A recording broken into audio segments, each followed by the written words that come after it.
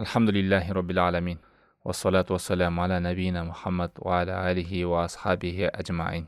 Ibn Majада, Тирмизиде жана башка сунандарда келет сохих хадис.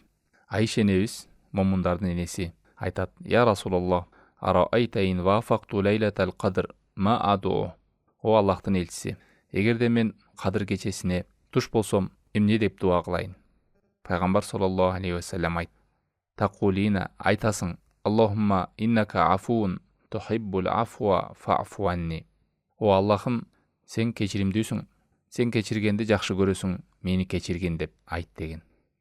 Мына ушул дуаны урматтуу бир тууган жаттап алып, акыркы 10 күндүктө деги эле көп айтып жүрө турган дуалардын бири. Себеби Аллах Тааламдан кечирим суроо адамдын эң бир талап кылган нерсеси. Эң улуу нерсе, эң зарыл нерсе.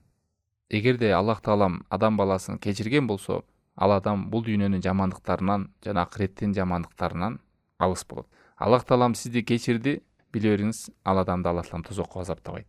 Ал адамдын үстүнө балелер түшпөйт. Бул дүйнөнүн жана акыреттин апаттарынан, азаптарынан оолак болот. Мына ушул кадыр кечеси деген 1000 айдан артык болгон берекелүү түн, ибадаттар эселенип берилген түндө Пайгамбар саллаллаху алейхи саламдын ушул дуанын айтышы, үйрөтүшү күнөөнүн кечирилишинен өткөндө чоң нерсе жок экенин кабар берет. Адам баласынын эң чоң гамы, ою Аллах Тааламдан кечирим суроо экен. Айрымдар туура эмес түшүнгөндө ушу кадыр түн дегенде бул дүйнөгө эле чектешет.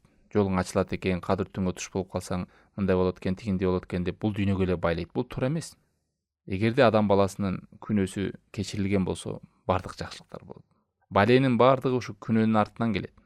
Ошол күнөөгө тоо кылбастан, ошол күнөөнү таштабастан, ошол күнөөнү улантып кете бергендиктен. Мына ушул түнгө, ушундай берекелүү учурда Айша энебиз сурап атат, Пайгамбар саллаллаху алейхи вассалам ушундай багыт берди. Күнөөдөн баштады. Күнөөңдүн кечиришин сура деди.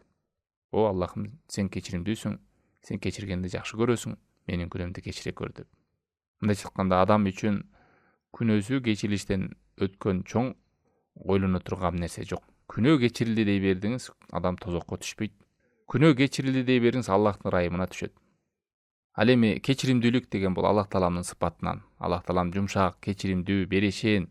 Фатыр сүрөсүндө 45 аятында айтат Аллах Таалам: "Валау юахидуллаху ан-наса бима касабу ма тарака ала дохриха мин дабба." Эгер Аллах адамдарды кылмыштарына жараша жазалай берчү болсо, жер бетинде кыбыраганда адам калтырмак эмес деген. Бирок Аллах Таалам адилеттүүлүк менен өкүм кылса, анда адамдар курuyт. Аллах Таалам кечиримдүүлүгү менен, берешендүүлүгү менен, ырайым менен кечирип салат. Себеби Аллах Тааламдын кечиримдүүлүгү, жумшактуулугу, ырайымдуулугу анын ачуусун басат, ачуусунан өйдө турат. Адам канчалык күнөө кылган сайын ошо жүрөккө кара точка боло берет да, ошонун артынан хидаяттан, ыймандан сезүүдөн алыстайт. Бул күнөөгө жеңил карабаш керек. Ошол үчүн күнөө кечирилсе, жүрөк тазарат. Аллах Таалам ошол жүрөктү тазартат кара точкалардан. Жүрөк тазаргандан кийин адам жакшылыкка багыт алат. Жүрөк тазарса, бул бактылыктын белгиси. Жүрөк карайса, бактсыздыктын белгиси. Бардык бактылуулук күнөөлөрдөн алыс болууда. Бардык бактсыздык, жаман жол күнөөлөргө жакындап, тоо кылбай, ошону уланып жүрө берүүдө. Ошон үчүн алымдар айтат, шайтан үчүн кайгылуу болгон учур мындан да өткөн нерсе жок. Адам баласы Аллах Тааламдан дуа кылып, кечирим сурап жаткан учур шайтанга эң оор, эң кайгуучу экен. Эмнеге?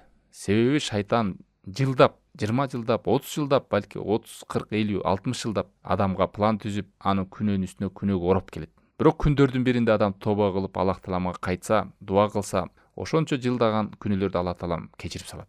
Мына ушул нерсени билген шайтанга өтө оор кайгы келет дейт. Себеби Аллах Таалам берешен, кечиримдүү, жумшак, кечиргенди жакшы көрөт, көз ирмемде кечирип салат. Бирок бул жерде тууганда бир нерсе бар. Кечирип коет экен деп жеңил карабаш керек күнөө ишке. Бул жерде ушул адам бушайман болуп, күнөөсүн өкүнүп, капа болуп, ошол нерседен кайтайын деп чын жүрөк менен умтулган болсо, Аллах Таалам кечирет. Анан азыр деле кечирим сурап коюн, кайра эле эртең жасай берем деген анда ойлор болбош керек. Чын жүрөк менен кечирим сурап, тоо кылып, Аллах Таалам кайткан болсо, мына ушул кезде анын буга чейинки күнөөлөрүн Аллах Таалам соопторго айландырып салат.